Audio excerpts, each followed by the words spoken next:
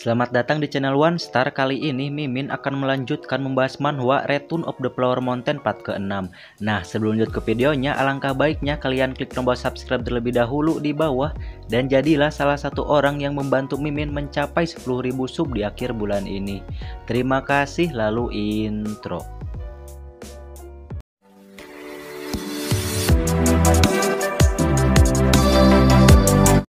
Kembali ke Baekchun yang sekarang tengah berada di ruangannya bersama teman seangkatannya tersebut.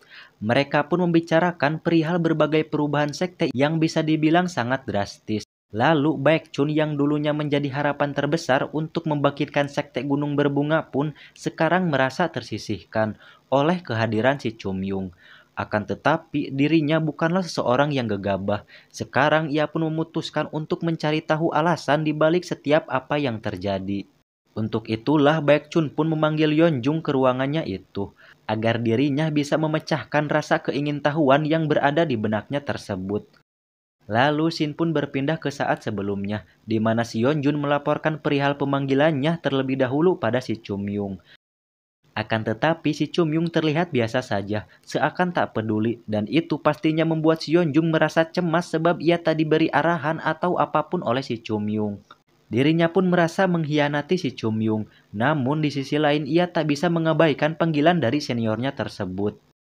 Kemudian Shin pun berpindah lagi ke waktu sekarang, di mana Yeonjun yang terlihat kebingungan pun akhirnya memberitahukan semuanya pada si Baekchun, dari awal kedatangan si Chumyung sampai berbagai pencapaian yang telah ia lakukan. Seiring berjalannya waktu, wajah si Baekchun pun semakin terkejut atas apa yang ia dengar itu. Singkat cerita, setelah perbincangan itu selesai, Yeonjun pun kembali ke ruangannya dan menyisakan dua senior yang terlihat semakin murung di masing-masing raut wajah mereka.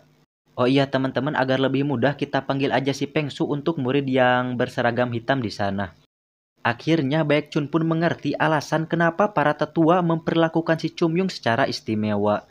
Menurutnya itu bukanlah hanya tentang si Chumyung yang memberikan kontribusi besar, tetapi yang terpenting adalah ia terlibat dengan guil pedagang Eunha.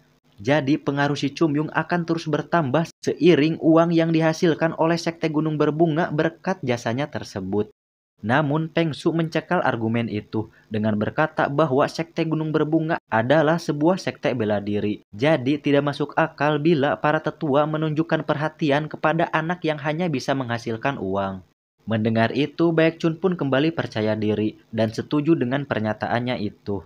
Karena tidak peduli seberapa banyak uang yang mereka hasilkan, selama sekte bukanlah guil pedagang, maka hal yang paling penting yang harus mereka pegang adalah seni bela diri. Di samping itu, si Baekchun pun yakin ketika para tetua mulai menyadari kalau konferensinya sudahlah dekat, mereka tidak akan mungkin memberi perhatian pada para murid kelas bawah.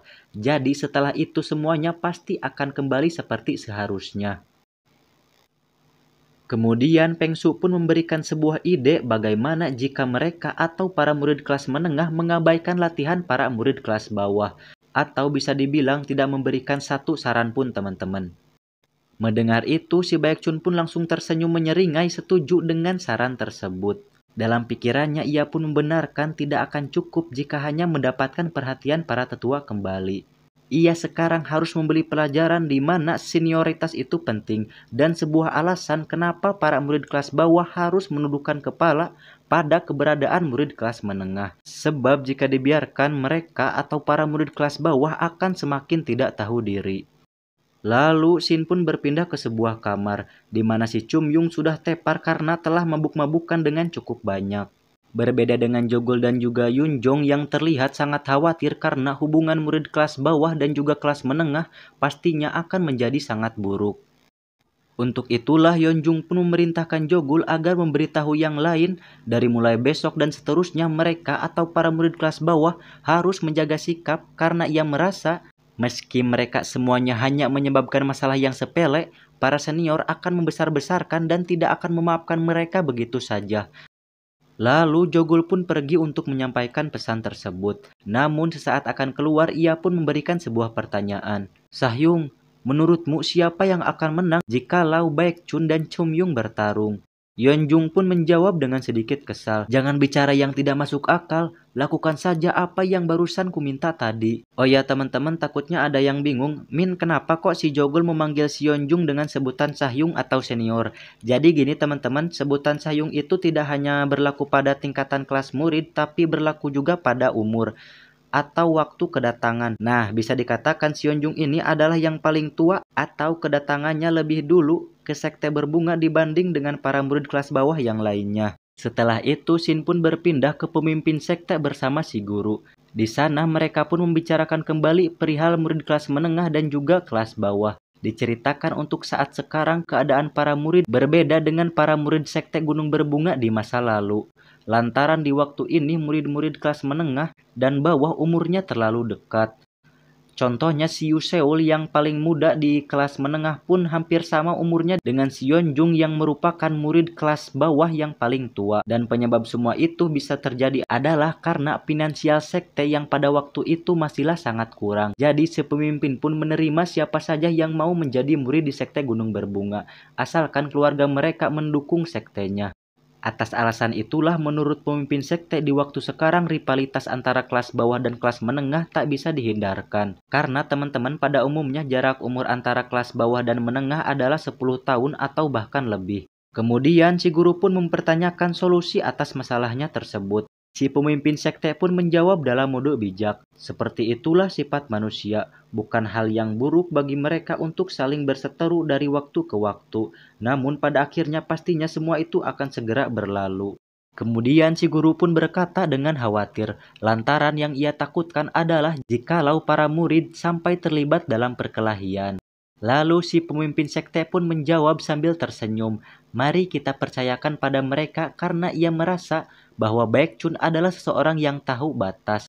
Mendengar itu di sisi si guru ia pun berpikir bahwa si pemimpin sekte tidak mengerti sama sekali.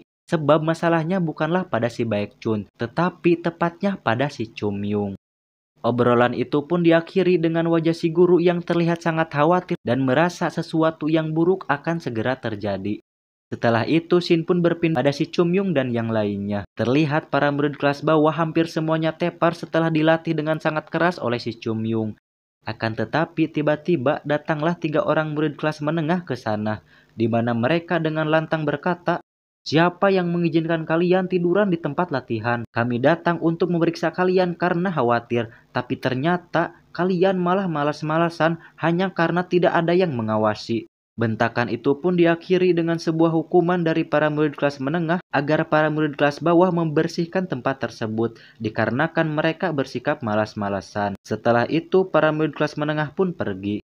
Di sisi si Jogul ia pun kebingungan dengan perubahan sikap dari para seniornya tersebut.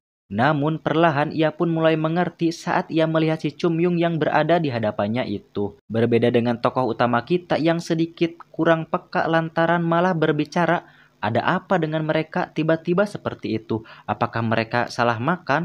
Lalu Shin pun berpindah ke beberapa hari kemudian, di mana si Jogul membicarakan perlakuan para seniornya yang menurutnya berlebihan pada si Yeonjung. Contohnya jika ada satu orang yang salah, maka semua murid kelas bawah akan dikumpulkan dan diomeli. Bahkan suatu hal sepele seperti minum saja mereka harus meminta izin terlebih dahulu pada para seniornya tersebut.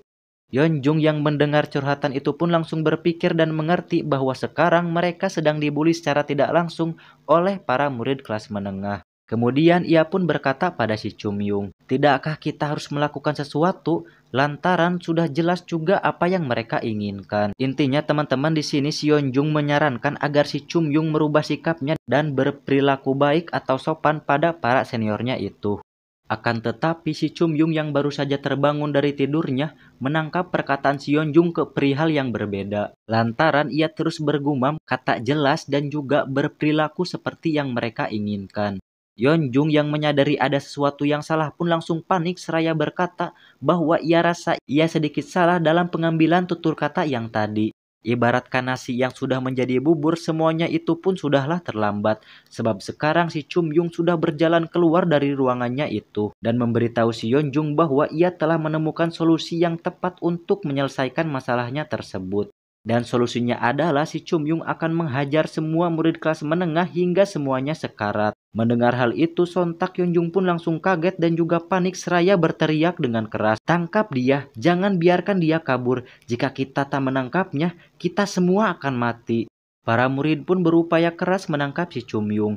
Ada yang melompat, menangkap, bahkan berguling. Namun sayangnya karena si Chumyung berlari dengan sangat cepat dan juga lincah, jadi tak ada satupun dari mereka yang berhasil. Akan tetapi meski begitu, untungnya saat si Chumyung sudah berhadapan dengan pintu keluar, tiba-tiba ada dua orang murid yang sudah bersiap dan menyergap si Chumyung. Mereka pun dengan sekuat tenaga menahan gerak langkahnya agar tak bisa beranjak dari tempat tersebut. Melihat kesempatan emas itu, para murid yang berada di belakang pun seketika dengan kompak melompat untuk menimpa si Chumyung dengan tenaga dan juga berat badan tubuh mereka. Tak lupa si Jogul yang sekarang melompat sangat tinggi agar bisa dengan kuat menghentakkan dan menahan si Chumyung di sana. Lalu pada akhirnya si Chumyung pun harus pasrah tengkurap dan terus mencoba keluar dari jeratan para murid kelas bawah itu.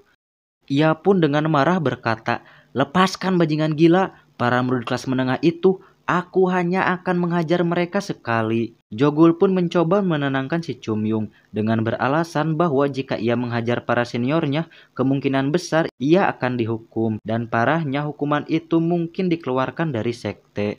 Tetapi bukannya menjadi tenang, si Chumyung malah menjadi semakin marah dan mengancam jika mereka tak segera melepaskannya, mungkin ia juga akan menghajar para murid kelas bawah sekarang juga.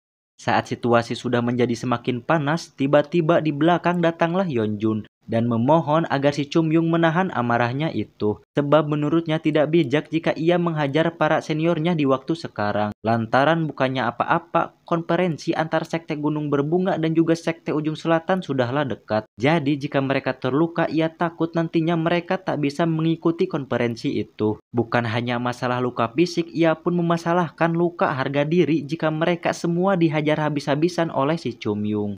Setelah memikirkan kata-kata si Yeonjung, akhirnya si Chumyung pun kembali menjadi tenang.